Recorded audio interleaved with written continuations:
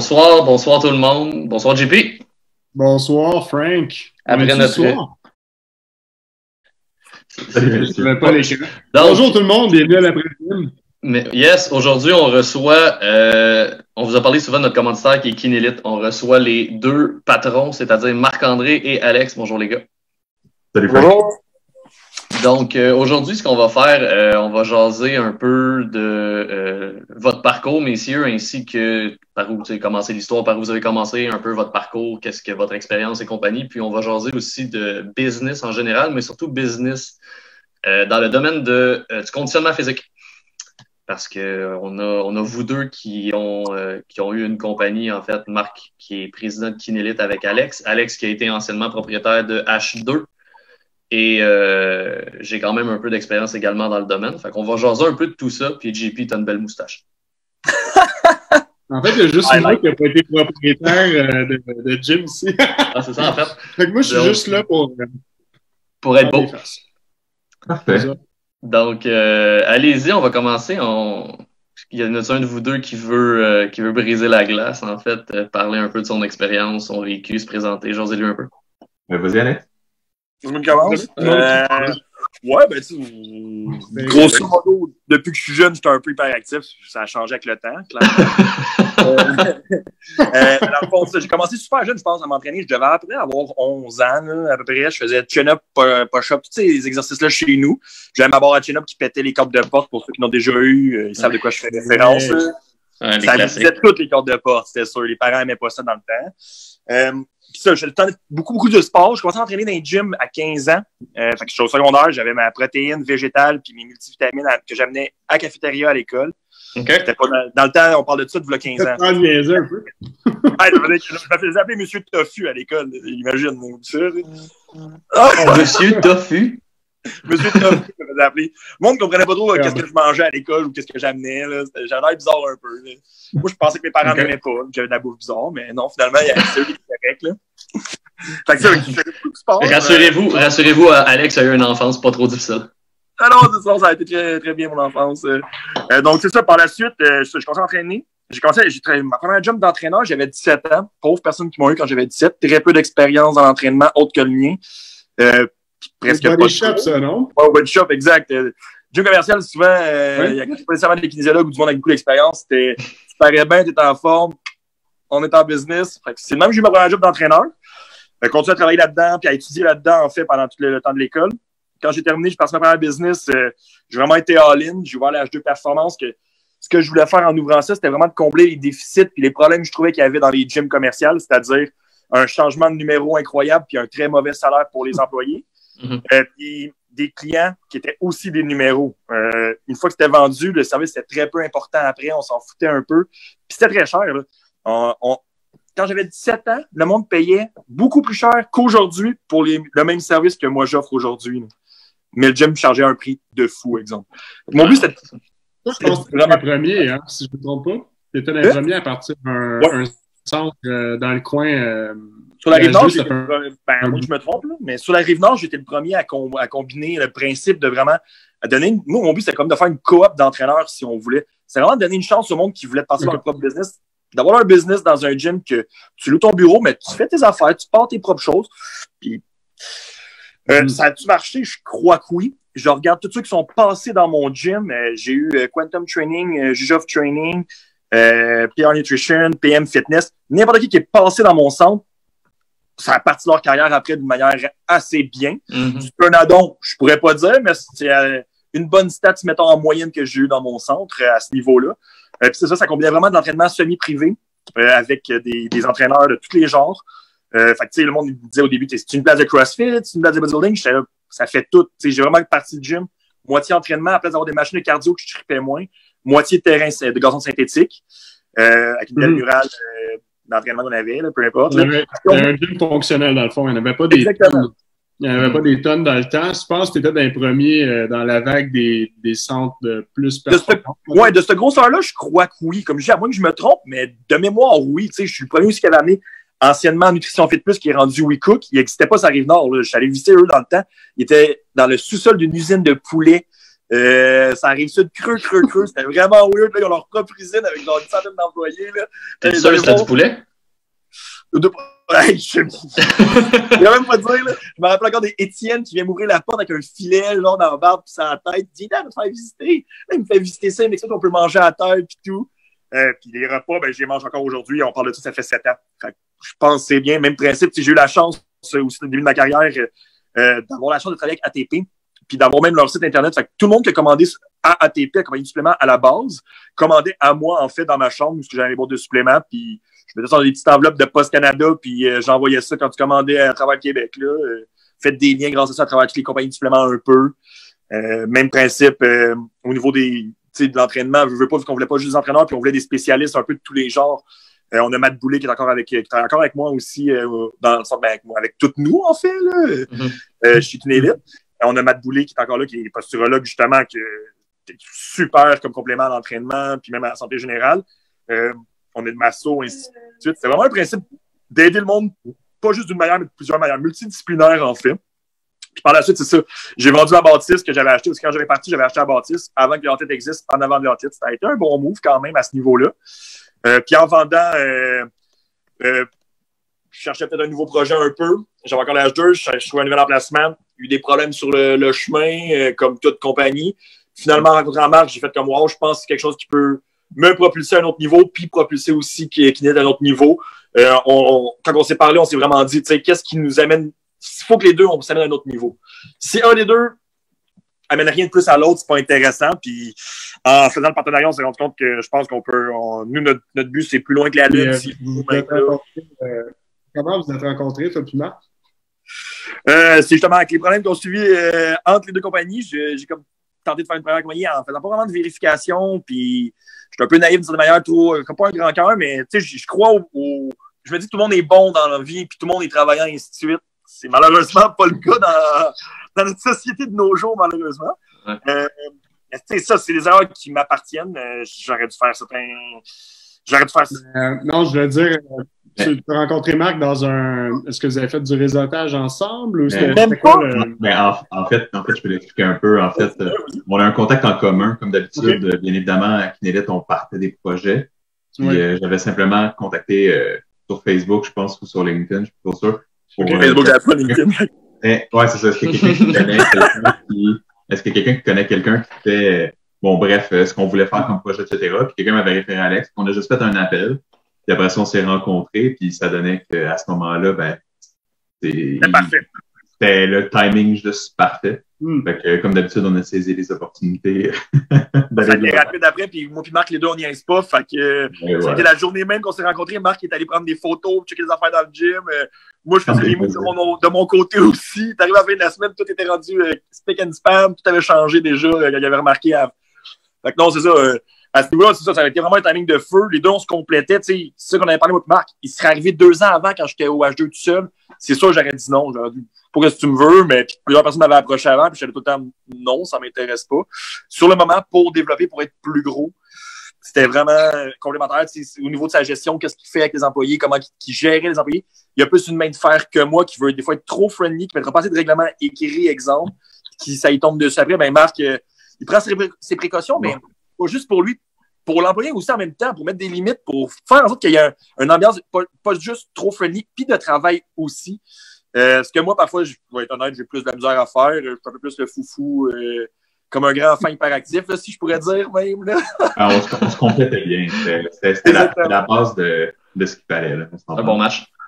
Bon, pour Marc qui se fasse dire qu'il était rendu calme maintenant à cause de moi à côté de lui, là, il ne s'attendait pas à se faire dire ça dans sa vie, je pense. Ouais, tout est relatif. Hein? Ouais, c'est ça, tu sais. Tout est relatif. Donc, de mon côté, c'est pas mal ça, je dirais. À travers de ça, j'ai eu plein de belles expériences. J'ai eu la chance d'entraîner. T'sais, pour mon âge, je trouve que j'ai eu la chance d'entraîner beaucoup d'athlètes de haut niveau, de différentes catégories. J'ai une médaille d'or des Panames d'un jeune que j'ai décidé de commanditer, en fait, en paralympique. Il est arrivé là, il a ramassé toutes les médailles. C'était incroyable. J'ai Alex Morgan, qui est un de mes bons chums, que je vois encore, que j'ai pu être avec lui quand il est devenu champion, ainsi de suite. Dans le temps, non, j'ai vraiment eu une belle chance. Des joueurs de foot que j'ai pu suivre, qui jouent dans la CFL, ainsi de suite. Je suis vraiment content d'un niveau de parcours. Puis je pense que c'est ce qui complète justement l'équipe. C'était moins performant. Ben, à la base, je pense que c'est la performance que Marc voulait, mais finalement, le domaine, ça fait en sorte que c'était plus avec plus vieux un peu, je pense, la clientèle en général. À part le soccer qui est très développé, là, j'allais dire. Là. Mais sinon, c'est les autres sports, j'ai pu connaître ça. Puis ça, je pense que ça amène un côté aussi des liens que j'ai pu avoir qui étaient vraiment agréables dans ma job à ce niveau-là, je dirais. Je pas un parcours normal. Ouais. C'est ça qui fait pas mal le tour, je pense. Ouais, puis juste avant qu'on passe à Marc, je vais te demander des questions par rapport à ta formation. Dans le fond, c'est quoi un peu ton... C'est quoi les... Parce que je sais que tu n'es pas un universitaire. Non, j'ai fait des cours, mais je suis pas... Ben, même, j'étais à l'international quand j'étais plus jeune, rendu au cégep, je me suis rendu compte que je refaisais mon inter à secondaire 5. J'étais comme, ben voyons, c'est la même affaire. À l'école, on a vraiment appris à penser comme un peu outside the box. Ce que j'ai fait en vieillissant, je me suis comme rendu compte de commencer à l'université, je suis comme, OK, c'est pas ce que je veux personnellement. Je trouvais que c'était trop précis sur certaines affaires, puis c'était trop de cours qui n'allaient pas être applicables après, nécessairement, avec les clients. Je travaillais déjà dans le milieu, je sais qu'est-ce qui est applicable ou pas. J'étais déjà sur le plancher. Fait que c'était pas comme si, je pense comme ça. Non, je suis en ce moment avec le client. Ce que tu me dis, c'est super beau, mais ça ne marche pas. Je l'ai même vu avec d'autres formations de naturopathie super avancées. C'est super cool, super intéressant ce que le gars m'explique en avant. On n'a pas les tests au Québec. On marche pas comme ça au Québec. On n'a pas les lois pour le faire. Fait que c'était plein de belles informations qui n'étaient pas applicables après. Donc, au niveau de mon parcours, mettons, plus standard, j'ai fait massothérapie à l'AMS, kinésithérapie ensuite. J'ai fait beaucoup de cours à l'université, mais ouverts, qu'on dit. Fait que je suis allé à Trois-Rivières faire une section de cadavres, anatomie, à Ottawa aussi. J'ai fait des cours... Attends, j'ai quoi? À l'UQAM, j'en ai... Un peu des cours que je prenais libre, que je pouvais avoir, ou j'avais accès par des passes, vu que je connaissais du monde, j'avais accès aux cours, que le diplôme vaut rien pour moi, mais j'ai eu l'information que je voulais, exemple. J'ai été beaucoup aussi des formations d'entraîneurs comme kinésiologie, puis comme entraîneur. Entraîneur, ce qui était populaire dans le temps, c'était tout ce qui était Charles Poliquin. J'ai fait plein de cours de Poliquin, que ce soit biosignature 1, 2. Je pense qu'on est 5 biosignatures 2 au Québec, puis je pense qu'il y en avait 4 au H2 à travers Québec. Tu as réalisé aussi l'importance quand même de l'université de ce côté-là, mais pour un autre impact. Ouais, ce que je me suis rendu compte au niveau de l'école, moi, ça m'affectait peut-être un peu moins vu que j'étais beaucoup autodidacte, mais pour tout ce qui est éthique de travail, déontologie, pour avoir travaillé avec les deux côtés, je vois les deux côtés. Puis, je pense que chaque côté a ses points forts, ses points faibles, mais c'est que certains points faibles, je pense, du côté sans cours universitaire, c'est surtout au niveau de la santé de la personne, ça peut être dangereux. Si ton entraîneur, qui est juste entraîneur, justement, qui n'est pas kinésiologue, peut décider d'aller faire 2-3 fins de semaine, devenir entraîneur. Il a fait des 2-3 fins de semaine avec le même gourou qui promouvoit qu'une seule type de mentalité. Je peux être plate, tu as mis comme tous tes œufs dans le même panier. Dès que tu as un problème, tu vas nuire à la personne, tu peux causer des problèmes de santé graves. Tu dirais qu'on n'a pas nécessairement une bonne pensée critique. Si on s'en tient à quelqu'un qui a juste une ou deux formations, mettons. Non, c'est ça. Puis une affaire aussi que je voyais beaucoup, c'est ils vont se baser des fois sur qu'est-ce qu'ils ont entendu à la place d'aller checker nécessairement des études scientifiques. Donc, dis-moi, ça marche. Ça marche pas comme ça. Je pense que tu as juste beaucoup plus de haut et de bas. C'est parce que, en fait, de faire un bac, de faire un cours à l'université, ça fait pas les meilleurs trainers, sauf que ça t'installe une base, ça élimine une tranche de personnes qui fait que dans les trainers, tu as des excellents trainers, comme t'en as qui ont fait une fin de semaine, qui peuvent faire à peu près n'importe quoi. Ça standardise un petit peu plus, comme tu dis. Ça standardise un petit peu plus. Ça veut pas dire que la personne qui fait son bac devient nécessairement meilleure que le trainer, mais au moins, si tout le monde le fait, tu finirais quand même par avoir ces kinésiologues-là d'exception qui deviennent que leur base et qui resteraient en haut. Ça éviterait seulement les... C'est du nivellement par le haut, mettons. Ouais, c'est ça. Non, c'est 100%. Mettons, je donne un exemple. Je calcule vite fait au total, mais en formation, je dois avoir à peu près 2500 heures à 3... entre 2500 heures et 3000 heures de formation. Je peux rentrer dans le même cours qu'un petit Joe que 12 heures. On a le même titre, puis je ne niaise pas. Sûrement qu'il charge plus cher que moi en plus de l'heure. Ouais. C'est fou, là. Il y en a quand même peu des passionnés qui font ça versus des gens qui font leur cours. Sûr qui ont leur certification d'entraîneur personnel, il y en a vraiment beaucoup, versus des passionnés comme toi qui ont 2-3 000 heures de formation à côté, sont un petit peu plus rares. Non, exactement. Le pas des entraîneurs, ils aiment ça dire qu'ils sont entraîneurs. On va être honnête, là, ils vont être là pour souvent, ils vont se dire qu'ils vont faire de l'argent facile, puis ils vont payer des petites ou des petits, dépendamment, peu importe. C'est quand même c'est quand même une réalité. Moi, une de mes choses, premièrement, que je me suis dit en 10 ans que j'ai eu des gyms, J'ai jamais couché avec une cliente, ni avec une fille de mon staff. On apprend ça dans nos cours d'éthique. Très important. Ben, éthique, ça devrait être éthique du secondaire. Là. Tu ne couches pas avec tout le monde à la job. Tu vas créer des conflits. Tu vas avoir des problèmes. Même chose avec les clients. Je pense que c'est des principes que tout le monde devrait acquérir pendant leur parcours de vie. Là. C'est comme la compréhension de lecture puis être capable de t'exprimer correctement. Là. Je veux dire, c'est des bases. Là. Ça s'applique à n'importe quel job. Tu es prêt de te gérer dans un gym puis que toutes les fois que tu vois t'as une cliente puis que tu es obligé de te sortir de ta cruise, change de job. Là. Genre, t'es pas à la bonne place. Là. Puis tu sais, on parle aussi beaucoup d'éthique, puis on parle beaucoup de les formations de fin de semaine, puis les coachs, par exemple, les coachs export, puis tu sais, j'enlève rien non plus à ces formations-là, où tu sais, on pourrait nommer encore. Ben c'est ça. Tu sais, encore une fois, on pourrait nommer une quantité industrielle de formation qui se donne en une fin de semaine avec un nombre X d'heures.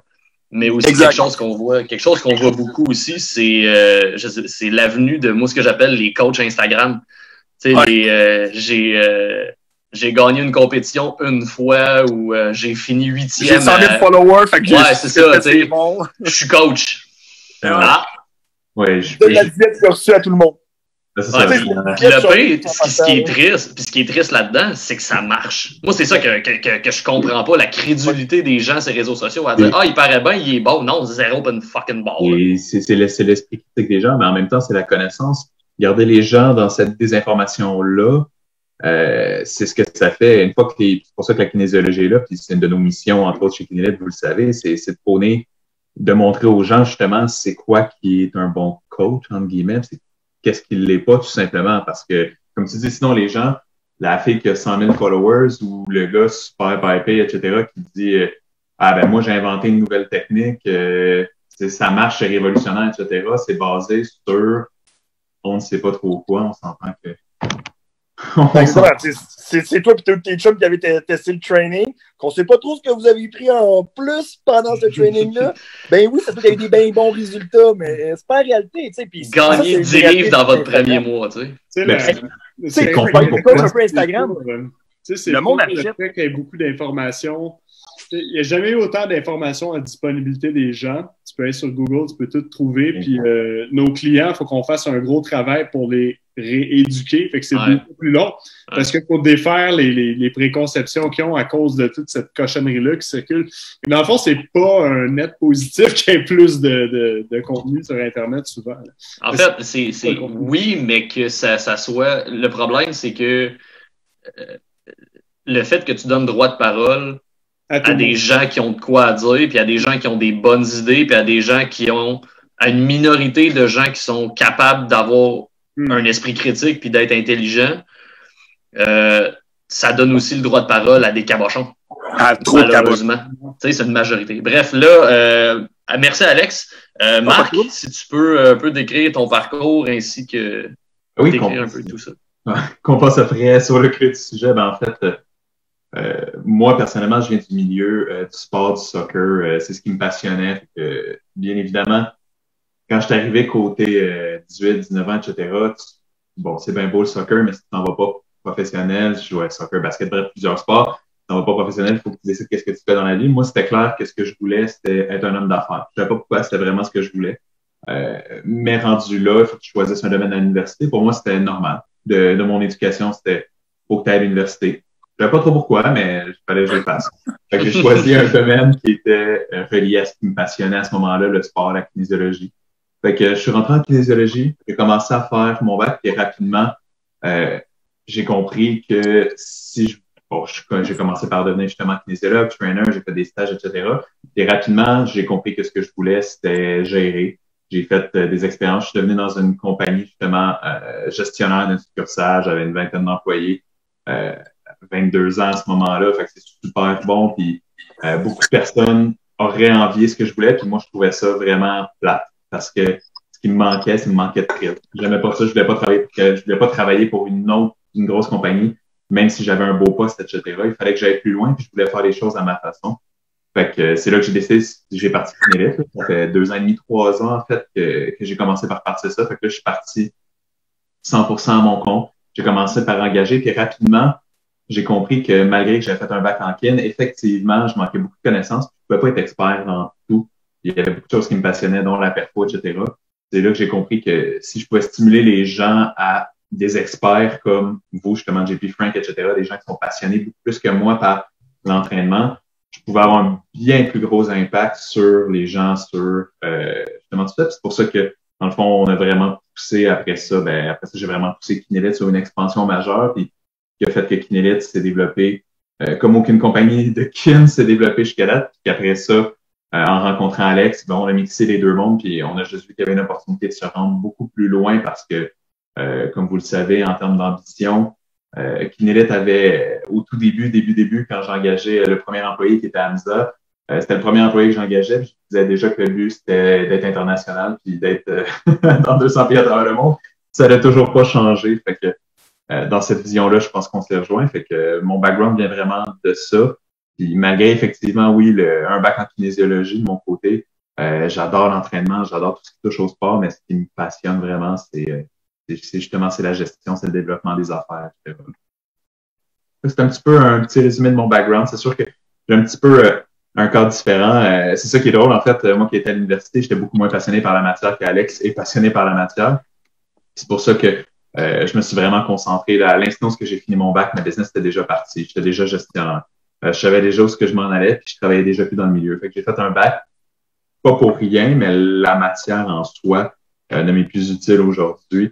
Par contre, c'est un cheminement qui était assez pertinent pour nous amener jusqu'à aujourd'hui. Fait que on a parti, après ça, j'ai parti Kinelit, puis là, comme vous le savez, 7 succursales et on continue. Ça va quand même assez bien. On augmente. Ah, fait que ça a fait un petit peu le tour de mon parcours rapidement. Là. Excellent. Là, on a. T'avais-tu quelque chose, JP, que tu voulais ajouter? Ben non, mais genre, juste peut-être demander à Marc, dans le fond, pas lui demander, mais c'est parce que ça me rappelait quand il parlait de où on avait commencé, puis jusqu'à aujourd'hui, puis c'est quand même assez débile. Juste de donner aux gens comme un aperçu de dans quelles conditions on travaillait au début. En fait, JP le sait plutôt bien parce que JP, c'est le deuxième qui est venu avec nous.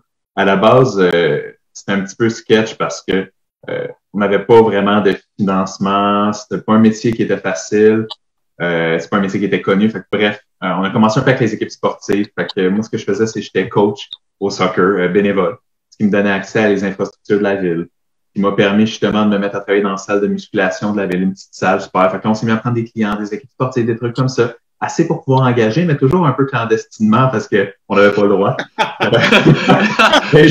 J'aime le terme clandestinement. J'aimais le fait que Marc il nous appelait souvent, moi puis Hamza, puis il disait êtes-vous disponible à 5 heures le matin, telle journée? Pourquoi? Je vais vous le dire quand vous allez être rendu. C'est ça, tu sais. Les gars, ils ont un deuxième cellulaire, tu sais, un pour la famille, l'autre pour le reste. Ils ont des padgets, c'est ça. Ils ont des padgets. Parce que ce qu'il fallait faire au début, c'est qu'on n'avait pas vraiment le droit de prendre des gens qui étaient de l'extérieur, mais on faisait pareil. C'est pour ça que j'avais engagé Hamza puis JP, il me fallait bien des heures. On pouvait juste prendre des équipes sportives du club. Mais nous, dans le fond, on était rendu tellement amis avec les clés à réception qu'on arrivait à nous donner les clés, mais les bureaux administratifs sont à l'étage, pour donner une idée. Fait qu'il fallait pas que les gens d'admin descendent, mais ils descendaient jamais. Fait que des fois, on avait des affaires un peu sketch, puis les gens qui venaient voir. Marc,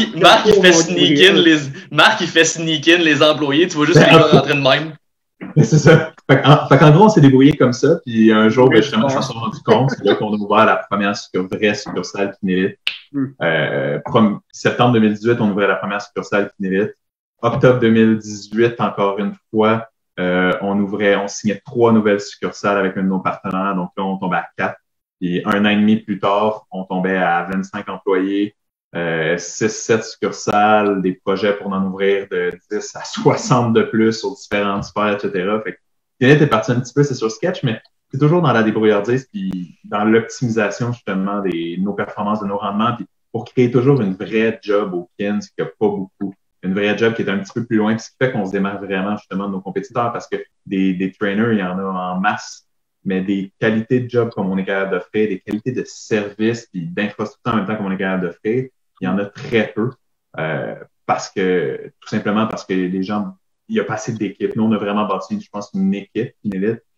Chaque personne y a mis son grain de sel, c'est ce qui fait qu'on est là aujourd'hui. Fait que c'est un petit peu parti, toujours un peu sketch, il fallait se cacher pour plusieurs affaires. Mais bon, c'est de l'histoire ancienne, là, maintenant on est Ah ouais, je trouve ça très drôle. Parce que je te demande ça parce qu'il y a tout le temps des clients qui viennent me dire ouais, JP, Kenélite, là, ça, c'est québécois, là. Je dis, c'est plus local que tu penses, là. Ouais, non, c'est ça.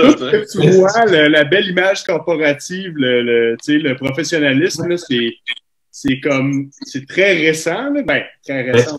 C'est parce que nos premiers clients qui sont encore avec nous, parce que dans nos premiers clients, il y en a plusieurs qui sont encore avec nous, ils capotent souvent parce qu'ils disent ça n'a pas de bon sens. Marc, ça fait 1 an et demi, on était avec vous autres, on était dans une vieille salle tout pourrie, puis je disais actuellement, vous êtes genre 25 partout à travers le Grand Montréal, vous parlez d'aller à Québec, à toutes les places, etc. Puis les gens sont comme what the fuck? Fait que ça arrive souvent que les gens appellent, sont comme c'est une compagnie américaine, ça, ou c'est une franchise? Oui. Ou quand ils voient Marc, ils s'attendent à un gars qui est comme dans la quarantaine. Plus. Oui, c'est ça. Les gens, ils me parlent au téléphone, puis là, ils sont comme ah, tabarouette, OK, on fait affaire avec une corpo, etc. Puis là, il y a déjà quelqu'un qui m'a dit je peux-tu parler à ton boss? Puis j'étais comme tu veux? Oui, bouge pas. Bon, oui, à ta minute. J'étais là, Salut! Change de règle.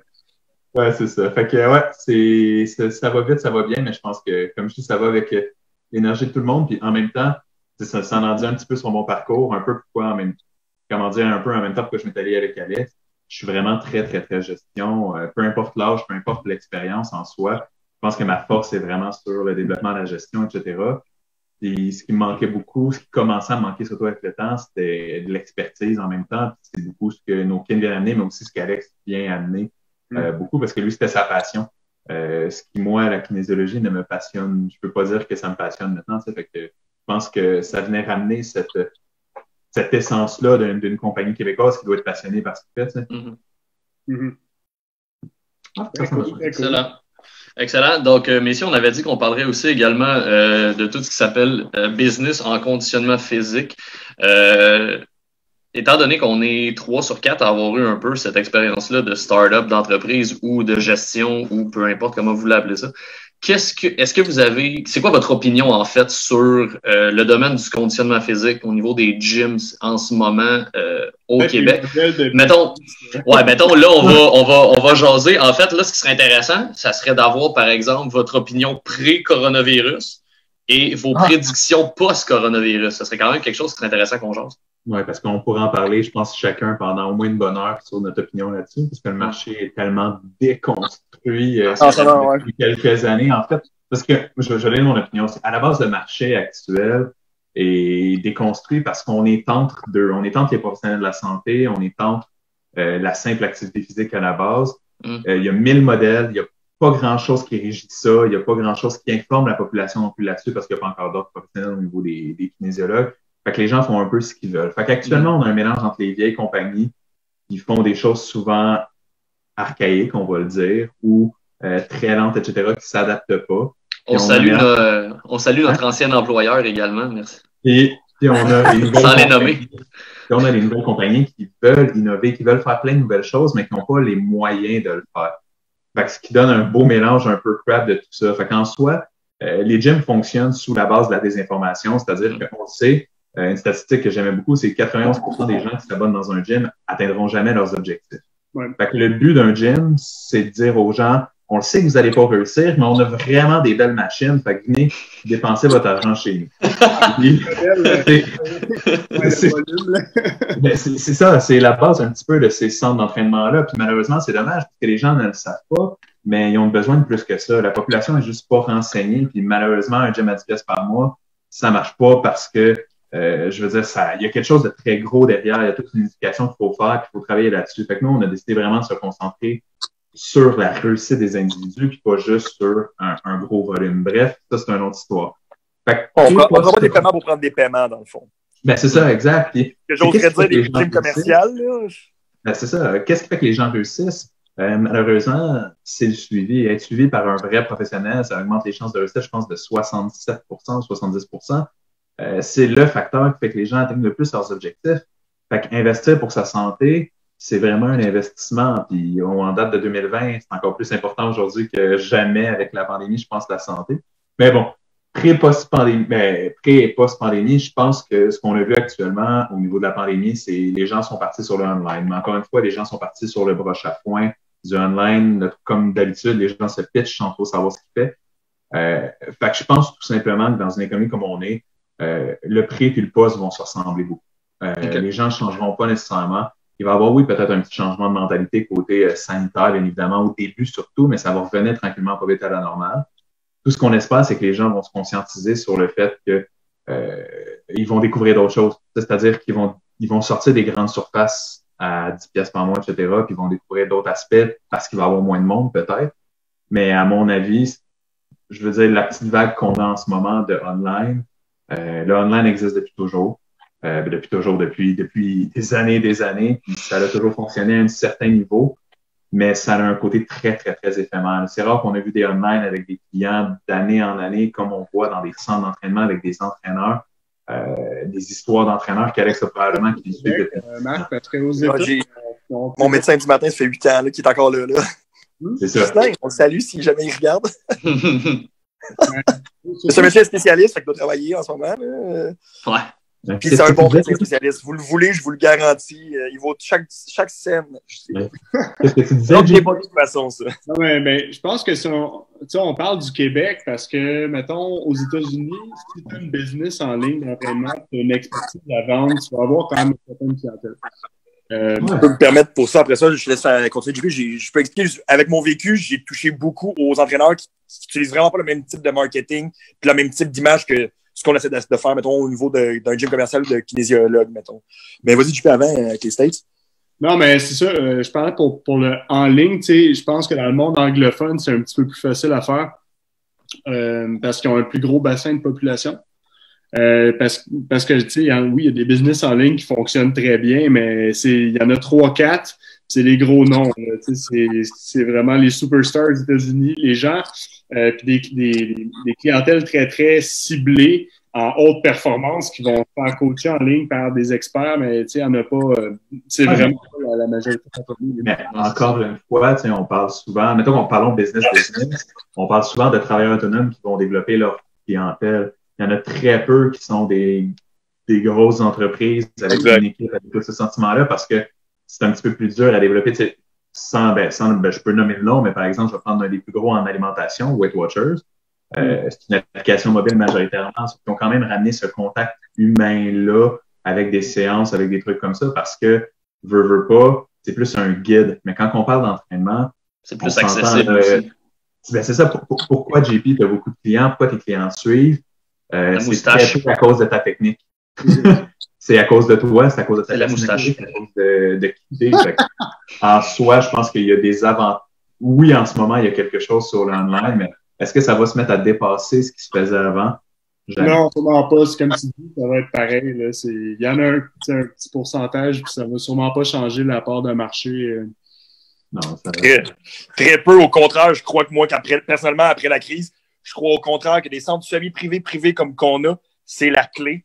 Pourquoi? Contrairement à gym commercial, t'as peur. Est-ce que tu ferais confiance à ton voisin? Non, clairement pas. Clairement pas. Il te vole tes plates quand tu fais ton squat. Là. Fait que clairement que son 2 mètres de distance, il ne tiendra pas. Non. Pendant que tu fais ton squat. Pendant que ta plate, là. Exact.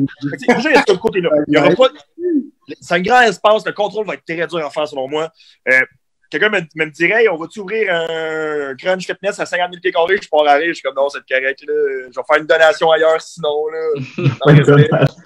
Mais ce que j'allais dire, par contre, au niveau que moi, je remarque beaucoup avec les petits gyms privés, c'est une chose que le marketing est très différent quand tu décides d'être vraiment une business, puis quand tu es un travailleur autonome à ton compte, mais qui dit qu'il y a une business. Je l'ai vu puis même le monde de marketing qui viennent te parler n'ont pas le même discours. Pour avoir des expériences de marketing, le marketing, il ne m'amenait pas des leads. Là. Il me disait comment me brander. C'est-à-dire, il disait comment la compagnie va être dépendante de moi toute ma vie. Là. C'est ma phase, je me faisais dire tout le temps, faut que tu t'impliques, faut que tu... C'est aussi niaiseux, là. Ça, on a beaucoup parlé de rien au début avec ça. Moi, je me faisais dire, faut que tu sois en chess, faut que tu sois ci, ça pogne, le monde aime ça, il va être comme toi. C'est du narcissisme, en fait, là. Beaucoup d'entraînement, c'est même pas de la qualité où c'est un sujet un peu plus tabou de dire ça de même, là, mais. Faites mon training. C'est vraiment ça. C'est exactement ça. Écoute-moi. Avec mes guns, là. Écoute-moi. nous, on est comme complètement à côté de ce modèle-là. Tu sais, t'as ça, t'as nous autres vraiment très loin. C'est parce que c'est du faux prestige, moi, je dirais. Ben, c'est ça, le branding personnel versus une entreprise, c'est ce qui fait que les gens qui viennent avec nous restent et ça fonctionne.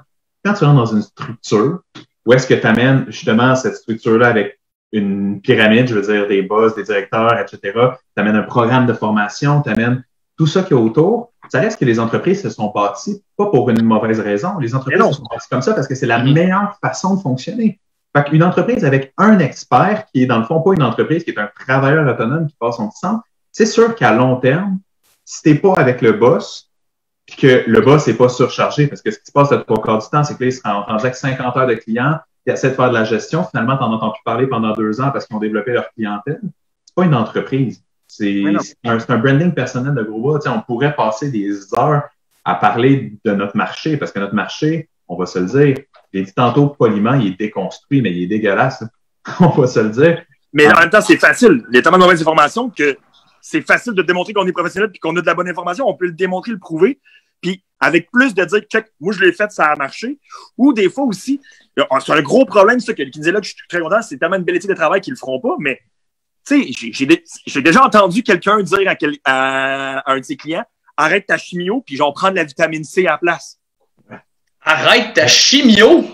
OK, mais on va mettre quelque chose au clair pour tous ceux qui écoutent déjà à la base.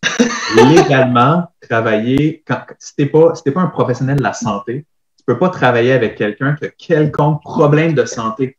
Un mal de genou.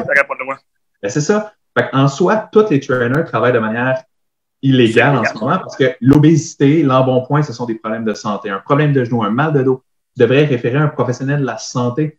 Fait qu'en soi, actuellement, c'est toléré, mais ça devrait même pas, ça en dit juste très long sur, sur le domaine. Là.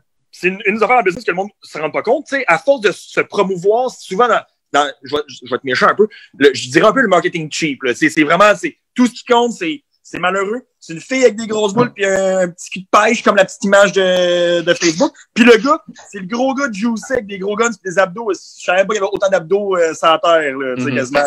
Je pensais que c'était 6-8, lui, il a 40. OK. Son corps, c'est une matte de veine, t'es le bon. Mais tu sais, il promonte ça. Premièrement, la plupart des gens que moi j'ai vus qui arrivent dans mon point ou des problèmes de confiance, premièrement, ça les démolit parce que la diète qu'ils vont devoir suivre et les efforts qu'ils vont mettre n'amèneront jamais ces résultats-là. Ce qu'on oublie, c'est qu'il y a beaucoup plus de stupéfiants qu'on le pense dans le milieu. Poulet, brocoli, tilapia, stéroïdes. Ouais, stéroïdes, SARMs, name it, là. Puis le problème, c'est que la personne va finir avec des problèmes, un eating disorder. Combien de petites filles que je vois super cute qui arrivent avec pas de problème de poids, là, aucun problème de poids, mais vu qu'ils veulent être comme leur coach, qui est genre quasiment anorexique, elle va se ramasser avec un eating disorder, là, que faut qu'elle traîne sa boîte à lunch chez le monde, mais qu'est-ce que c'est ça, tu sais? Je t'invite à souper chez nous, puis t'as pas une compé dans 3 semaines, là, ou un fight dans 3 semaines. Qu'est-ce que tu fais avec une boîte à lunch chez nous, là? T'as intérêt à allergique à 8 affaires parce que c'est la dernière fois que je t'invite chez nous, en fait. Tout simplement, c'est un gros manque.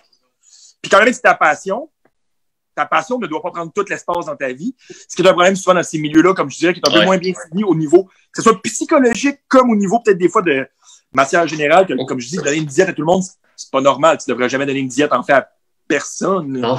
Dans un but thérapeutique, une diète, ou vraiment dans un but extrême, genre tu te bats UFC ou t'es fighter pro. Oh, tu fais de la compétition. Ben oui, tu vas perdre du poids. Ou t'es mannequin, tu vas faire 1 million si tes cotes dans la fin du mois. Ben oui, on va mettre quelque chose de drastique. Pour monsieur et madame tout le monde, t'es en diète puis tu manges juste du fucking une demi-tasse de riz ou une demi-tasse de riz au souper, 150 grammes de puis juste des légumes puis rien d'autre de ta journée, jamais rien, pas le droit de souper avec tes chums, pas le droit de prendre un verre d'alcool parce que c'est le diable. Attends une minute. Tu te rends compte qu'il y a un problème plus qu'autre chose, plus de stress que tu n'avais en arrivée. Hein? Non, c'est ça, c'est point dans le milieu. Là. Non, exact. Tu sais, c'est bon, tu sais, entre guillemets, tu l'as mentionné, tu sais, mettons, par exemple, moi, j'ai fait de la compétition, puis oui, on avait des diètes qui sont strictes, puis des diètes un peu plus sévères. C'était même pas, entre guillemets, c'était parce que, c'est surtout, mettons, comme tu dis, un 3 weeks out ou un 4 weeks out, tu sais, c'est là que tu resserres la vis. Est-ce que j'ai mangé du poulet puis du brocoli pendant 6 mois? Non.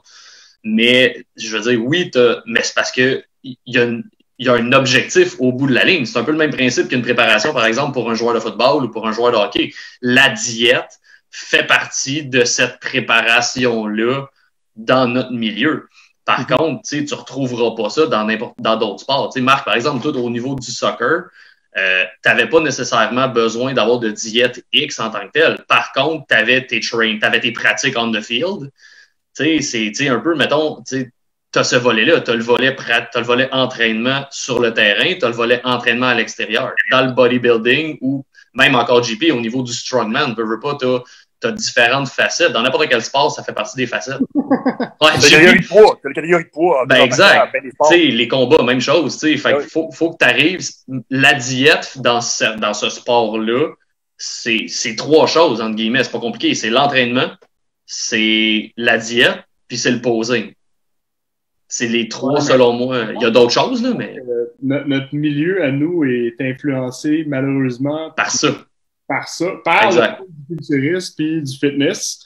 Puis nos clients sont souvent bombardés d'images qui proviennent directement du milieu extrême qui est le culturisme. Fait qu'ils sont comme. C'est sûr que leurs attentes puis leur perception d'eux-mêmes par rapport à leur image corporelle peut pas être normale. Parce que c'est pas ça qu'ils se font montrer. Tu sais, même, tu vois, pour des suppléments, là, des oméga 3, tu vas sur n'importe quel site, là, tu regarderas les posings, là, les photos, c'est... c'est un gros juicer derrière d'oméga 3. Développe ton cerveau. J'avoue que je vois une veine de son cœur, là.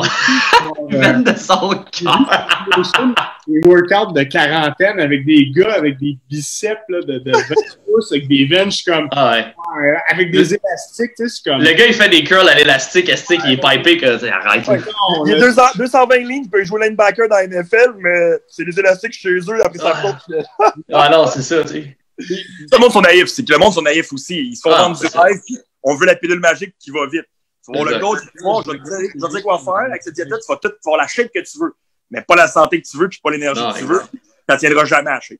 Là, tantôt, on a amené un point, j'aimerais ça qu'on en discute parce que j'ai une opinion. Moi, je suis un peu entre les deux, je vais être honnête.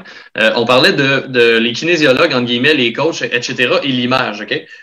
Tu sais, tantôt, on a parlé, tu veux pas nécessairement avoir, puis ça, je pense que ça va venir vous rejoindre, en tout cas, peut-être. Mais j'aimerais amener aussi peut-être un autre point. Il y a le côté un peu les coachs, on dit, tu sais, les filles, l'image qu'on a dit tantôt, un peu Barbie, là, je veux pas être péjoratif ni être méchant, là. Sinon, les gros juicés qui amènent un peu ce côté-là. Par contre, je crois, ça c'est mon opinion, qu'un kin ou qu'une personne qui travaille dans le domaine de la santé et de l'entraînement devrait avoir une certaine image. Je te dis pas nécessairement d'avoir... Walk the talk.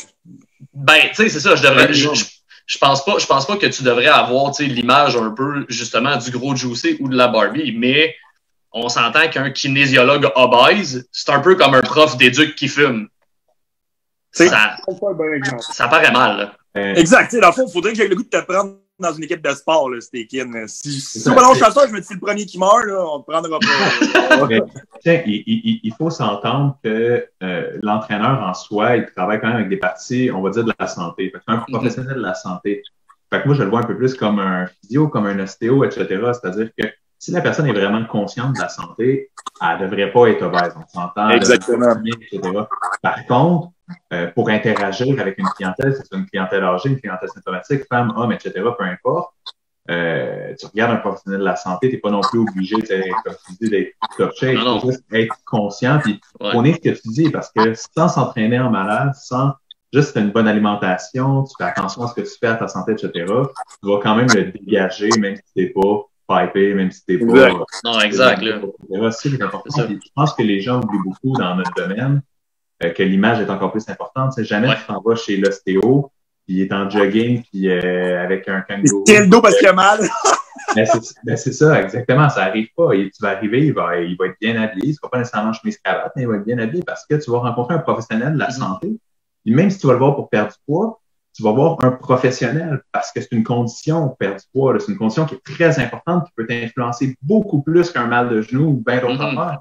Fait qu'en soi, je pense que c'est la vision des gens puis des professionnels qu'il faut changer, parce que beaucoup de professionnels ne voient pas encore cette vision-là. Tu sais, moi, vous le savez, quelqu'un qui va essayer de donner un training à un client en jogging, ça passera pas. Non, c'est pas un professionnel de la santé. Je pense qu'il faut dégager cette image-là puis le prôner de plus en plus. Là. Exact. Tantôt, on parlait de le avant, le après coronavirus au niveau. Là, on a parlé beaucoup de la partie en ligne. Selon vous, au niveau des prédictions, parce que comme on a parlé tantôt, moi j'ai eu mon centre qui est fermé maintenant. Est-ce que vous pensez que au niveau des petites business, les petits centres, les petits centres, j'allais dire les petites franchises, si on peut dire ça comme ça, en fait. Est-ce que vous pensez que ça va avoir une incidence là-dessus? Parce qu'on s'entend que il y avait des statistiques qui disaient qu'environ 20% là c'est un autre domaine, là, 20% des restaurants allaient fermer pour de bon, dû à la pandémie actuelle. Est-ce que vous pensez que ça va autant toucher les gyms où le milieu va survivre? Ou c'est quoi votre opinion là-dessus, les gars? Ouais, je peux encore y aller si vous voulez. De ce côté-là, moi, personnellement, je pense que oui, ça va influencer. Mais tu sais, dans un marché, ça bouge. Si tu penses rentrer comme entrepreneur, puis tu n'es pas prête à ce qu'il y ait des hauts et des bas, que ce soit pour une crise centenaire ou que ce soit simplement parce que tu as un nouveau joueur qui rentre dans le marché, ben, ça fait simplement apparaître et disparaître des joueurs qui, malheureusement, n'auraient peut-être pas survécu dans une autre condition, peut-être oui. Mais bref, ça fait partie d'une régulation, selon moi, de marché qui est normale, entre guillemets. Fait que, malgré que c'est une crise, malgré que c'est une exception, fait que je pense qu'il y a certains petits, peut-être, qui vont plus avoir peur. Fait que je pense que ça va faire peur à des gens pour faire son affaire.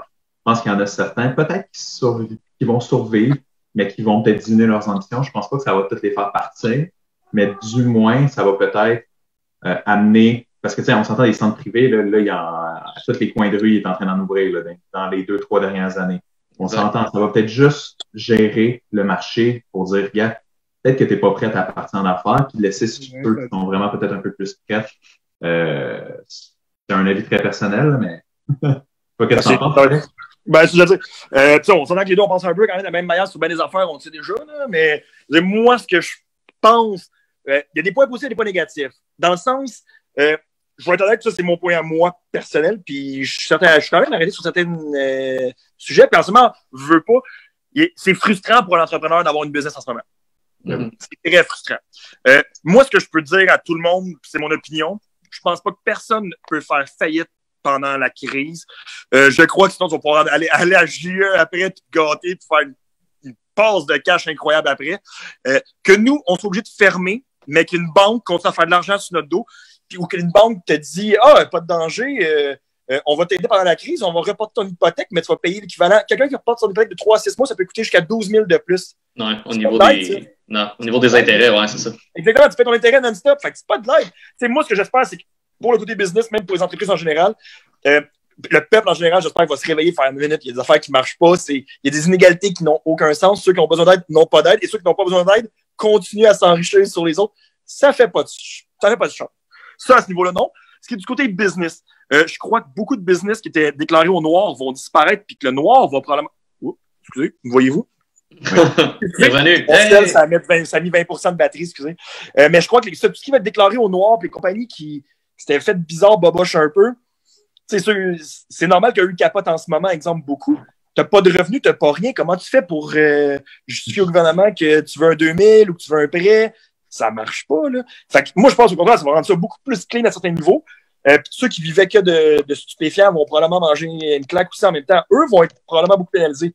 Pour le reste, pour l'après-crise, c'est vraiment, je crois que les gyms commerciaux à grosse échelle, des écono-fitness ou des gros gyms dans ce genre-là de ce monde vont manger une volée. Ils vont avoir trop des normes sévères à ce niveau-là. Puis, de toute façon, je crois que ça amenait autant de problèmes que d'aide à la population en général pour leur santé, d'une certaine manière, avec les problèmes de blessures.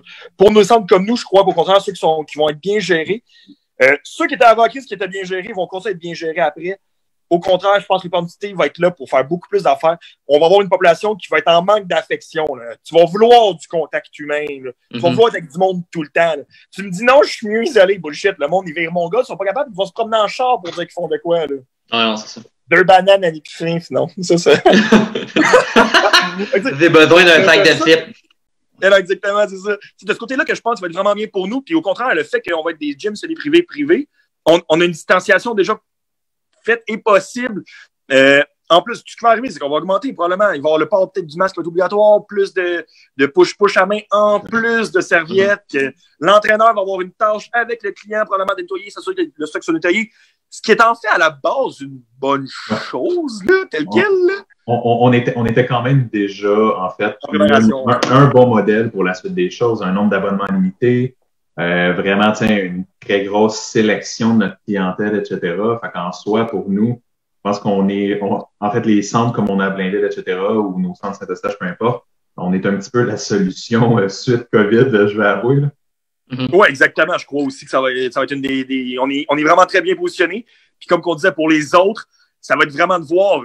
Peut-être qu'il va y avoir plus de monde qui vont arrêter de penser comment je pourrais dire ça, un peu moins de narcissisme dans le milieu, dans le sens que c'est pas obligé que ça soit toi l'entreprise, puis qu'il y ait plus de partenariats, je pense, des vrais partenariats entre d'autres mondes à la limite pour créer de quoi qui est plus solide, puis qu'il y a une vraie base, plutôt que d'essayer de se dire qu'on est tout seul tout le temps, juste pour pouvoir dire qu'on est le boss, d'une certaine manière. Là. Je crois qu'on peut avoir plus d'entraide après. En tout cas, je l'espère du moins. Pour la désinformation, ça, j'y crois pas pour l'après, malheureusement. On le voit pendant la crise, il n'y a jamais eu autant de désinformation qu'en ce moment. Ça va être vraiment important qu'il y ait des mesures, même moi, je mettrais des mesures et des sanctions au niveau de ce qui est dit et ce qui est écrit pour limiter certains risques pour la population par après. C'est un peu plus, je pense que ça te disait, si tu te mets de l'eau bénite dans le front et tu tournes 8 fois sur toi, tu pognes moins de chance de pogner de coronavirus. C'est quasiment ça que j'ai lu sur Internet à un moment donné. Là, t'es là. Ah non, c'est... T'sais, le monde, là, quand vous lisez un remède miracle ou quelque chose, peu importe la maladie ou quoi, allez checker l'étude, allez checker l'échantillonnage. S'il y a 24 personnes, puis il y en a qui sont morts, c'est 24, c'est pas une étude, là. Ça revient au développement du sens critique, honnêtement, puis il faut faire appel au sens critique des gens, puis malheureusement, les médias en partie créent un petit peu l'inverse parce que ils donnent de l'information tout crue dans le bec qui est parfois erronée, ce qui fait que les gens vont pas nécessairement chercher plus loin, mais bon, je pense que ça fait partie de notre travail. C'est comme tous les autres. C'est mieux des fois. Avec le nouvel ordre et les reptiles, pas sûr que c'est mieux qu'aller chercher plus loin des fois. Les Illuminati. En soi, c'est comme beaucoup de domaines. Ça a pris du temps, mais à force d'éduquer les gens, ça a l'air aussi niaiseux. Quand j'ai commencé comme kin dans mes premiers stages, je disais kinésiologue aux gens, puis ils étaient comme « Hein? C'est quoi ça? » Ah, même encore là aujourd'hui. Là. Encore aujourd'hui, mais tu as beaucoup plus de monde qui viennent voir qui sont comme « Ah, t'es un kinésiologue, ok, je comprends, etc. » L'information, elle se diffuse, ça prend du temps, mais je pense que le travail qu'on fait, tout le monde ensemble, je veux dire, à un moment donné, ça va payer, parce que ça prend du temps, ça prend beaucoup de temps. On s'entend. Excellent. On n'a pas de questions en tant que telles par rapport au sujet. Donc, messieurs, est-ce que vous avez d'autres choses à ajouter? En fait, on a parlé business, on a parlé de l'image, on a parlé de l'état de la kin un peu en ce moment. On pourrait en discuter encore parce que là, on n'a pas d'ordre professionnel pour le moment. On a la Fédé. Mais est-ce que plus Marc qu'Alex, parce que veut pas, toi, t'as sûrement pas trempé dans ce merveilleux domaine. Non, c'est ça. Est-ce que ton opinion, Marc, est-ce qu'on va avoir un ordre professionnel un jour? En fait, Marc, JP, étant donné que les trois, on est kin. Ouais, en fait, il faut être clair. Moi, je l'ai dit dès la base, c'est pour ça qu'Inélite est là. La réalité, c'est que c'est un enjeu politique et la politique est quand même menée par l'argent, on ne se le cachera pas. Fait que malgré toutes les bonnes intentions et la prévention qu'on entend beaucoup parler, la seule manière qu'on ait un ordre professionnel ou qu'on ait un impact, il faut que les kinésiologues aient de l'argent. Ça prend des grosses entreprises. Il faut qu'il y ait des morts! Non, c'est pas vrai. faut simplement qu'il y ait des grosses entreprises. Pourquoi les physios, pourquoi tout ça, ça fonctionne bien? Pourquoi les médecins ont autant de poids? C'est parce que tu as des gens qui ont de l'argent d'ailleurs. Tant qu'il n'y aura pas de grosses compagnies de kin, comme nous, on est en train de bâtir, parce qu'on est pas mal la première à aller à ce volume-là, jamais il pourra avoir ce poids-là, parce que les beaux mots, ça change pas la politique, malheureusement. C'est vraiment ce qui se passe derrière. Fait qu'en soi, pour y avoir touché, on a déjà commencé à travailler un petit peu avec la Fédé sur un projet, puis on veut continuer à travailler sur d'autres, donc faire connaître le milieu. Je pense que ça va arriver parce que la prévention, c'est une nécessité. Sauf que maintenant, je pense que ça va prendre des acteurs de changement au travers de ça. Puis, Kinélite, on espère être cet acteur de changement-là. En fait, c'est une de mes grosses ambitions, c'est d'aller m'asseoir à cette table-là pour le changer, mais je pense pas que ça va se faire dans les 2-3 prochaines années. Là. Je pense que c'est encore une question à coup de 5-10 ans, 15 ans. Ça sera pas tout de suite, c'est ça. Ça, c'est ça que je peux dire. Ça sera pas tout de suite. Puis c'est que ça va être très compliqué. Il va falloir mettre des équivalences aussi mondiales. Fait que quelqu'un qui arrive de la France, qu'est-ce qui équivaut au bac en kin? Ceux qui n'ont pas de bac en kin, mais qui ont un background, qu'est-ce que tu considères comme étant ou pas? C'est très compliqué parce que sinon, est-ce que tu crées un sous-métier qui serait comme l'entraîneur au kin? C'est plus que ça. C'est qu'en fait, les autres professionnels sont là pour protéger les actes. Puis l'acte de l'activité physique est très dur à dire qu'est-ce que le kin fait directement parce que on est dans une mentalité très jeune comme métier. Donc, on est dans une mentalité où chaque professionnel peut y mettre son grain de sel. Un autre professionnel, c'est des protocoles, c'est quelque chose de strict, c'est un acte protégé qui, je veux dire, comme un traitement, tandis que nous, l'activité physique, c'est dur à protéger. Puis l'autre problème, c'est qu'il y a plusieurs autres professionnels qui, eux, ont des offres, qui utilisent l'activité physique malgré le manque de formation. Fait que, ce qui est difficile, c'est de dire à ces ordres-là, nous, on arrive comme ordre, on protège l'activité physique, et maintenant, tous ces autres professionnels-là qui sont pas formés ne peuvent plus travailler en activité physique. C'est un méchant gros enjeu, c'est parce qu'on parlait des trainers tantôt, mais il y a tous les physios, il y a tellement de professionnels, c'est des milliers de personnes au Québec qui utilisent l'activité physique à des fins thérapeutiques alors qu'ils ne sont pas formés pour le faire comme n'importe quel trainer ou whatever. Fait que c'est un enjeu, je pense, qui est... Pas mal tous les milieux de la santé, c'est dans ce genre-là, en fait, au Québec. Là. Que ce soit médecin, infirmier, que ce soit psychothérapeute, name it, nous, avec les entraînements. Au Québec, la santé, puis comment c'est géré, c'est... Ben, comme je pense, comment tout le monde se rend compte dernièrement, je pense qu'il y a quelque chose de ressources humaines qui se passe, hein, et... quelque chose au Québec avec les ressources humaines de la santé qui a un problème, là. Ah, mais tu sais, il faut pas aussi se leurrer, comme je dis, ça va suivre aussi avec la politique. Dans les dernières élections, que ce soit provinciale, fédérale, on n'a à peu près jamais entendu parler de prévention, mais on entendait parler de tous les autres enjeux au niveau de la santé. Médicaments gratuits. Il faut les pilules gratuites. C'est ça. Puis, en soi, la prévention, c'est la chose, je veux dire, la personne qui est premier ministre ou peu importe, ils savent. Là. Ils savent qu'aujourd'hui, la prévention au niveau de l'activité physique, de l'alimentation, de la santé, ça réglerait 90% des problèmes, ou du moins ça les diminuerait, etc. Ils le savent. Pourquoi qu'ils n'en parlent pas? C'est que c'est un enjeu politique qui est beaucoup plus loin que simplement la santé. Pharmaceutique, c'est payant. Pharmaceutique, c'est très, très, très fort. On le voit même dans les américaines. On rentre dans des choses très politiques, très d'avis. On descend des rues et on flippe les tables. Oh my God! On change de monde. Dis-moi pas ça, je t'avais de le faire tantôt. Là. Ça reste que c'est ça. Ça reste que la prévention, c'est la clé. Le Canada a un ordre professionnel pour la kin, puis pas nous. Moi, c'est juste ça que je demande. Attends, le Canada en a une? C'est quoi, c'est INS, non? Le Canada, je pense qu'ils ont un ordre professionnel pour les kinésiologues. Les Anglais, at large, ont des ordres professionnels pour la kin. Ouais. Oh, ouais, t'es sûr? Il me semble que ouais. Par exemple, il y a des belles équipes de sport, je voyais que, mettons, j'ai Toronto dans la tête qui avait pris un strength coach pour faire leur coach, là, genre. Mais tu regarderas, Ontario, Alberta, ils ont tous des ordres professionnels pour la kin. J'ai une réponse. Il y a des ordres professionnels, mais il n'y a pas d'acte réservé, fait qu'on s'en fout tel quel. Ouais, c'est ça. Exact. On s'en fout pas, mais c'est un bon début. Excuse-moi. Ça m'a donné des réponses à côté. Loin en arrière de ça. Ça a quand même une différence au sens de la loi et des ben, déjà, en partant, ça donne un point de plus à qu'un autre, c'est que tu vas commencer à négocier aussi avec le gouvernement. Ça va vraiment venir aider plein d'affaires. C'est pas à grande échelle. Ouais, c'est sûr que tous les autres professionnels, il y a des avantages et des désavantages. Par exemple, au niveau de la restriction, mais le fait d'avoir un ordre, ça te permet d'être plus loin dans tes négociations. Puis, juste d'être reconnu comme professionnel, ça permet d'être déductible d'impôts, de ne pas charger nécessairement de taxes quand ça l'a.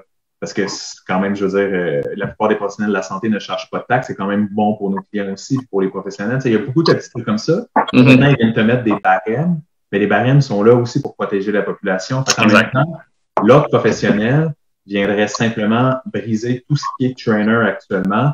Fait que pour le peu de négatif que ça nous amènerait, je pense que le positif serait assez solide. C'est juste qu'encore une fois, j'y crois pas à très court terme. Non, c'est ça. Respiration. Ouais, c'est ça, exactement. Mais bref, je pense que Kinélite va être un de ces acteurs de changement-là parce que, comme je dis, ça prend des entreprises. Et, je pense que ça prend des grandes gueules, ça prend des gens qui déplacent de l'air. Je pense qu'on n'est pas pire jusqu'à date là-dedans. Même pas vrai. Un des points aussi, c'est que je pense que moi, Marc, étant jeune, étant dans le milieu vraiment impliqué et n'étant pas, désolé, c'est un peu généralisé, mais n'étant pas du monde de 50 ans millionnaire, notre but, c'est pas juste faire de l'argent, c'est de créer un espace de travail ainsi que un milieu avec des conditions pour les employés qui sont nice, que, tu sais, on va vouloir fonctionner avec le monde comme on voudrait se faire traiter d'une certaine manière. On va se payer tout le temps en deuxième. Fait que nous, on veut que tout le monde soit heureux, qu'il y ait des bons salaires, que ça te donne le goût d'aller en kin, puis de sortir en kin, puis de dire, j'ai plus de chances que juste de faire 35 000, exemple, chez... C'est ton maximum quasiment, mais peut-être pas, là, tu peux faire plus, on s'entend, là, mais en moyenne quasiment. Moi, j'ai aimé le petit sourire de Marc, comme, faut pas nommer. Oh, je donne un exemple, là. Si c'est très tard, j'ai dit que je donnais un exemple de même, là, puis que je fais pas les choses. Un exemple au hasard, parce qu'on veut pas nommer de nom, parce qu'on a, en tout cas, il y a plusieurs trucs. Mais bref, je pense qu'on est tous d'accord. On le coupera au montage. Ouais, c'est ça. C'est parce que depuis tantôt, Marc puis moi, on jase, pis on est comme, faut pas nommer. Puis là, lui, pow, il name drop. Shit! Je connais pas. Oh, c'est fucking drôle. Ah non, mais ouais, mais ça va être plus à long terme, clairement, pour les autres, tout ça, parce que c'est compliqué, puis comment tu dis à plein, mais je sais pas combien il y a d'entraîneurs qui sont pas kinésiologues, là, au Québec. Pas mal, là. La majorité, en fait, là, on s'entend, là. Majorité, j'allais dire. Comment tu dis à tout ce monde-là, du jour au lendemain, vous travaillez plus? Ah, tu peux pas. Ça marche pas de même, là. Non. Évidemment, ça marche pas de même. C'est pour ça qu'il faut. C'est pour ça que ça prend beaucoup plus que ça. Je veux dire, ça prend une préparation, ça prend du temps. Parce que tu peux pas le dire, là. C'est quand même des gens qui ont un travail. Tu sais, qu'on aime ou qu'on n'aime pas cette partie-là, ça reste des gens qui vivent de ça quand même, qui ont un salaire, qui ont un revenu, etc. Exact. Il y a des très compétents, des excellents, même s'ils n'ont pas le titre. Faut pas mettre tout le monde dans le même bateau non plus. Oui, il y a peut-être un peu trop de monde qui manque de formation puis d'informations pertinentes et surtout d'ouverture, je dirais, d'esprit un peu vis-à-vis de l'entraînement. Dans la vie, il n'y a pas juste l'hypertrophie puis la diète low carbs. Là, dans la vie. Il y a d'autres choses que ça. C'est pas pour rien qu'il y a des gros marchés excessivement disponibles comme les personnes âgées, comme justement les gros cas de réadaptation avec le cancer, etc. C'est pour ça qu'on y va beaucoup aussi, parce qu'il n'y a pas assez de monde qui s'y intéresse, on s'entend, là, parce que on s'entend quand même une grosse clientèle. Les photos Instagram sont moins cool aussi. Les photos Instagram sont moins cool, mais en soi, si on serait capable d'avoir une certaine gestion de ça, sans blague, faut pas se le cacher, ça serait 80% de ceux qui travaillent dans le milieu qui pourraient être coupés, là. On s'en non, exact. Tu sais, encore, tu voulais ajouter quelque chose, JP? OK. Non, tu sais. On va faire une vidéo de. Ben, moi, je trouverais ça cool, là. Une vidéo de ma tante de 75 ans qui fait des squats avec un manche à balai après des opérations à la hanche. Ouais, mais il faut pas. Oui, mais ça, les mondes ont 5 millions de personnes de followers, c'est pas vraiment ces photos. Non, c'est quand même ça la vraie vie. Il faut pas oublier que c'est quand même ça la vraie vie. Combien de clients vous voyez qui n'ont aucun symptôme, qui sont asymptomatiques? Ça existe quasiment pas. Non, ben non, quasiment. Là. On a tout un bobo en quelque part, puis tu sais, fait que. Mais tu sais, tantôt on parlait, tu sais, justement au niveau de l'entraînement, puis tu sais, on disait il y aura plus de trainer, il va y avoir que des kin. Est-ce que c'est une mauvaise chose? Pour le moment, tu peux pas, mais éventuellement, avec un changement de mentalité, parce qu'on va se dire les affaires, mettons. Est-ce que moi, j'ai des mains magiques? Mettons, là, on va s'en dire. Au travail, ça peut être dangereux. Ouais, non, c'est ça. On a. Les biologiques ont le droit de toucher, mais il faut demander. Ben, c'est ça. Non, mais ce que je veux dire, c'est que, tu sais, mettons, entre guillemets, tu trouves, t'as tout le temps du monde qui sont bons en quelque part pour une affaire. Mettons, toi, t'es bon en massage. Est-ce que tu vas dire, ben, moi, vu que je suis bon en massage, je suis physio? Ben non, TQ, va faire le cours. Tu vas être physio, sois physio. Tu comprends-tu? Est-ce que tu vas être coach, soit kin? Je pense qu'en ce moment, la différence, c'est qu'on n'a juste pas instauré cette mentalité-là de, cette formation-là, elle est, entre guillemets, obligatoire pour que tu aies un background assez intéressant pour pouvoir pratiquer ce type de coaching-là. Je sais pas si vous comprenez un peu oui. Clair, là. Le point, moi, que je rajouterais, qui est super important et qu'on n'a pas encore discuté, mais qu'il y a dans tous les autres aspects de la santé, c'est qu'il n'y a pas de sous-traitant au kin. Il faudrait qu'il y ait une technique au cégep en kinésiologie qui te permet, exemple, d'être entraîneur de plateau, de faire des plans de base quand le monde n'a pas de problèmes graves. Ouais. Il faudrait un sous-traitant parce que tu peux pas du jour au lendemain dire à tout le monde, OK, aller à l'école faire un 3-4 ans de bac minimum pour juste être de base, puis si tu veux des spécifications, c'est une maîtrise après. C'est quasiment ça. Là, parce qu'en ce moment, physio, en fait, c'est une maîtrise. Exactement. Ben, en fait, il faut que la kin devienne un bac maîtrise. Puis le problème traitant. Je suis d'accord là-dessus. C'est qu'on Moi, j'ai pas assez les bonhommes pour la maîtrise. S'il vous plaît, les gars. Chut. OK, on coupe. Les gars, merci d'être là. Mais non, pas vrai. Non, mais en soi, c'est vrai qu'il faudrait conclure, ça fait quand même un petit bout, mais reste que, il y a beaucoup de choses à faire derrière tout ça. Il y a un gros travail, je pense, à faire. Ce qu'il faut retenir au travers de tout ça, c'est, pour revenir à Kinélit en soi, je pense on essaie d'amener cet aspect-là. On est quand même assez innovateur. On essaie d'aller plus loin. Puis je pense qu'au niveau de la kinésiologie, ben, l'avenir est un petit peu dans ce qu'on fait. Fait que c'est sûr que il faut encourager les gens à aller voir les professionnels et à changer la mentalité de la population et des clients avant même de changer la mentalité, je pense, de la politique. Derrière tout ça, fait que je pense qu'on pourrait conclure là-dessus, mes amis. Ouais, je pense que c'est comme d'offre de demande aussi. Là. Ouais, ça fait quand même un petit peu plus qu'une heure qu'on tourne. Fait que non, écoutez, merci les gars d'avoir été parmi nous aujourd'hui. Très intéressant comme d'habitude. Donc, on va probablement avoir la chance de se reparler, étant donné qu'on travaille ensemble. Ouais, c'est ça. Mais les podcasts. Ouais, c'est ça. Donc, encore une fois, le podcast remercie Kinélit et nos deux invités qui sont les deux propriétaires, Marc-André et Alex. Donc, merci les gars d'avoir été là. Merci JP. C'est rare que c'est pas toi puis moi qui se fait aller de même tout le long, mais on économise le mange-patate. Ouais, c'est ça. Donc, merci beaucoup les boys. Merci les gars. Donc on a été live sur Facebook. Le podcast va être disponible sur YouTube. Juste faire l'annonce en fait parce qu'à partir de maintenant, on a notre page YouTube. Donc si vous êtes capable de référer les gens beaucoup plus aux pages YouTube pour qu'éventuellement on soit capable de les amener vers une seule plateforme et non qu'on soit obligé de partager sur 25 000 pages Facebook puis 25 000 Instagram.